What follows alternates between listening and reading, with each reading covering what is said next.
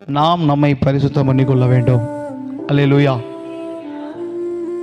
அப்படின்னா நாம் ரட்சிக்கப்படுவதற்கு ஏதுவான அந்த எகிப்தில் இருந்து மீட்கப்படுகிற அந்த நாளுக்கு என்றாலும் சரி, நாம் ரட்சிக்கப்பட்டதற்கு பின்பானாலும் சரி, நாம் தேவனுடைய சமூகத்தில் பிரவேசிக்கிற அந்த நாளிலும் சரி, அதற்கு பிறகு இருக்கிற நாட்களிலும் சரி, நாம் தேவனுடைய வார்த்தைக்கு கீழ்ப்படிந்து நடக்க வேண்டும் என்பதே தேவன் விரும்புகிற ஒரு காரியம். புரியுதுங்களா?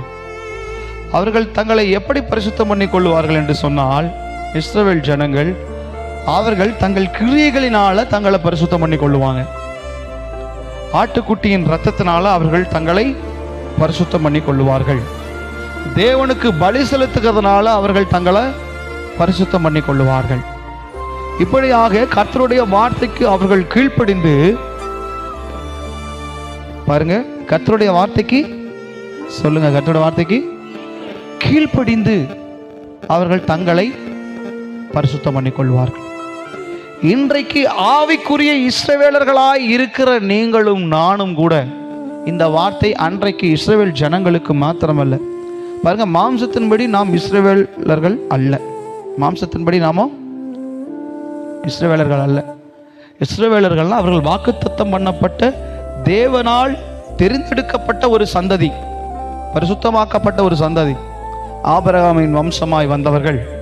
அவர்கள் மாம்சத்தின்படி இஸ்ரவேலர்கள். ஆனால் ஆவிக்குரிய விதத்திலோ நீங்களும் நானும் ஆவிக்குரிய இஸ்ரவேலர்களாய் காணப்படுகிறோம். அப்படின்னா ஆபிரகாமுடைய வம்சத்தில் நம்ம வரல, ஆனால் இயேசுவின் வம்சத்தில் நாம் வருகிறோம். ஆமென் சொல்லுங்க.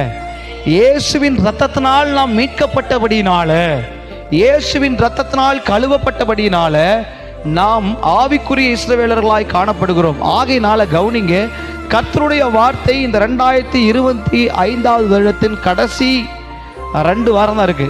பாருங்க, இந்த கடைசி நாட்களில் கர்த்தர் இன்றைக்கு நம்ம இடத்துல பேசுகிற வார்த்தை என்னவென்று சொன்னால், பாருங்க, நாளைய தினத்தில் கர்த்தர் நம் நடுவில் அற்புதங்களை செய்ய வேண்டும் என்று சொன்னால், நாளை தினம் கர்த்தருடைய பார்வைக்கு பாருங்க 1000 வருஷம் ஒரு நாளாம்.